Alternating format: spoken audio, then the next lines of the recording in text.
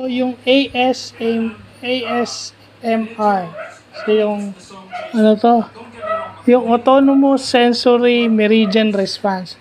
Autonomous Sensory Meridian Response. Yung nagkakaroon ka ng tingling sensation sa yung leeg, galing sa brain, then sa neck, then sa shoulders. Kasi, kaya ka nagkakaroon ng ASMR dahil sa mukbang na lumalabas sa mga news and sa research na nagkakos ng mga certain diseases o certain comorbidities. No, so yun. Yung mukbang na yan, Korean word yan for yung eat cash, yung kain ka ng kain ng kahit na ano.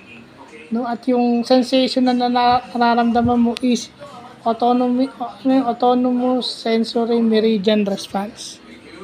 So, yun yung mga importanteng nalalaman natin ngayon. Ano?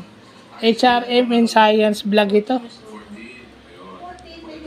No, ASMR at saka mukbang. No, HRH, Hospitality Management at saka Science vlog to.